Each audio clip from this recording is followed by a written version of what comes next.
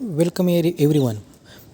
I am Professor KV Kushare, lecturer in Mechanical Engineering Department from MEP's Rajashri Shahu Maharaj Polytechnic Nasik.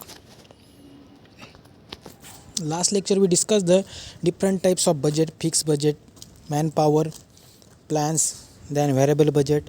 Okay. Then today we discuss the process of organizing physical resources, determination of objective. In first stage, the goal to establish organization has been established. Deciding various activity. Further, these activity are divided into groups, subgroups, and individual activity. Example: preparation of accounts, record keeping, quality control, inventory control. Then third is the grouping of activity. The supervisor try to combine and group similar and related activity into smaller unit. The similar activity are then grouped together to avoid duplication of effort, confusion, wastage of resource and wastage of time. Simple दिया गया है process of organisation में. जो भी organisation company रहती है उस कुछ यूनिट ऐसे होते हैं कि उधर ग्रुप के साथ काम करने की ज़रूरत होती है. इसलिए ग्रुप के साथ काम किया करने के बाद अच्छे एफर्ट्स, डुप्लीकेशन ऑफ एफर्ट्स नहीं होते, कन्फ्यूजन नहीं होती, वेस्टेज ऑफ जो रिसोर्स होते हैं वो कम लगते हैं. देन ऑल्सो जो decrease the wastage of time. That is the process of organization. The assignment of responsibility of defined person. In this stage, specified jobs are assigned to concerned person. It is the process of giving right work to right man at right place. Okay. जो भी post रहती, manager रहे, supervisor, general manager रहे, worker के जो भी worker होता है उसको उसके हिसाब से, स्किल के हिसाब से, एक्सपीरियंस के हिसाब से जो भी मशीन के ऊपर काम करने के लिए दिया जाता है, that's a depend on upon the given right work to right man. Delegation of authority. The authority has been given to person who whom work is assign. Providing physical facility and proper environment. Physical facility like machine, resources, tools are provided to person. The proper environment included lighting, ventilation, renouncable work hours, rest interval, safety devices. Means जो providing जो worker रहते हैं उनको कुछ facility provide किए जाती है. Then like drinking water, cleanness of floor, safety, then ventilation, working hours, rest time, lunch time, tea time, and then the device of safety device also. The principle of organization. Following principle can be used for effective organization of resource. Principle of division of work, principle of specialization, principle of delegation, authority or responsibility.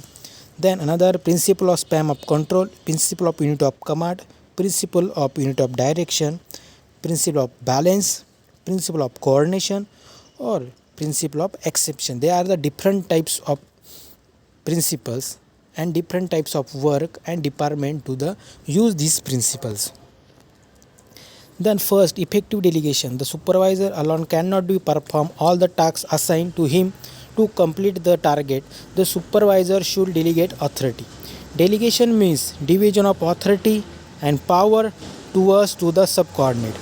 Delegate is sub-allocation of powers to the subordinate in order to achieve efficiency in getting result.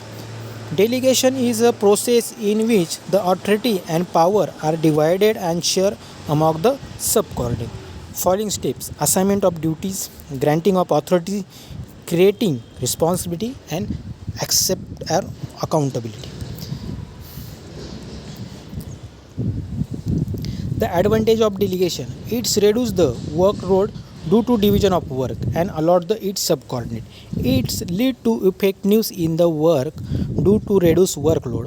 Through delegation, the supervisor-subordinate relationship becomes meaningful.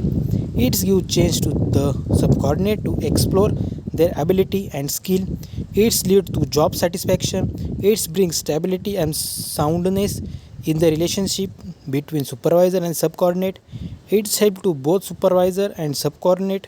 This brings stability in organization.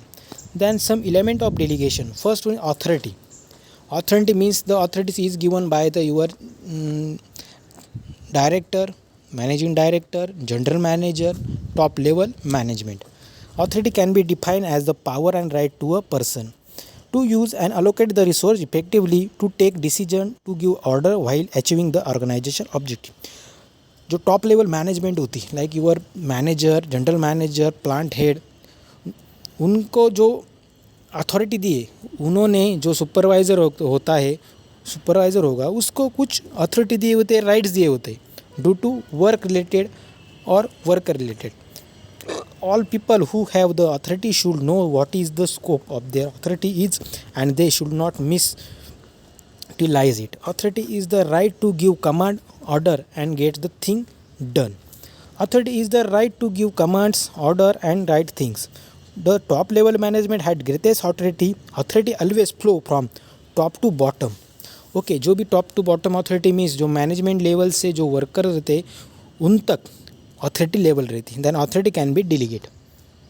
And responsibility, it is the duty of the person to complete the task assign to him.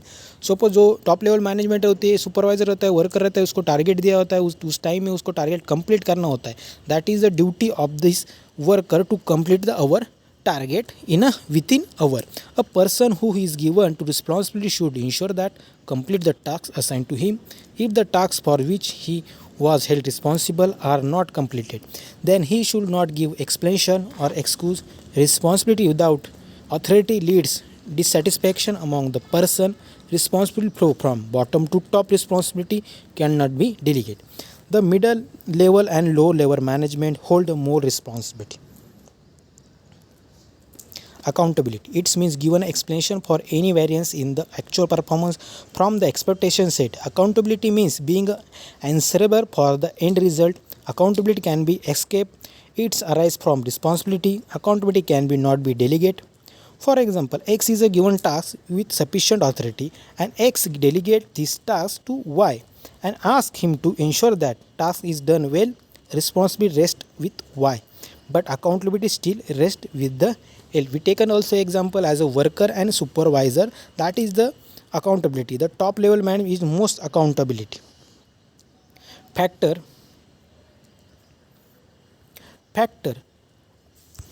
the factor given the some span of control managerial ability. Wide span is a helpful where managers are capable, qualified and experienced, while narrow span of control is required where strictly control is required. So deciding span of control depending on the manager ability to handle number of people.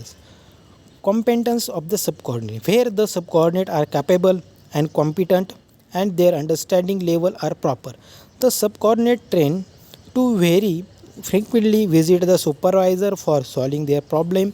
In certain cases, the manager can be handle large number of employees, hence wide span is suitable.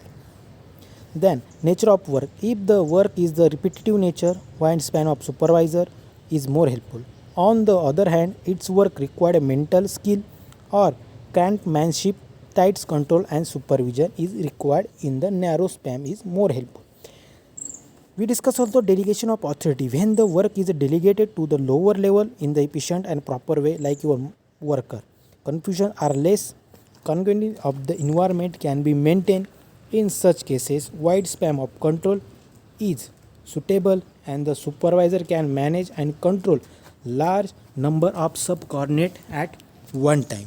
Then degree of decentralization. Decentralization is done in order to achieve specialization in which authority is shared by manager at different level.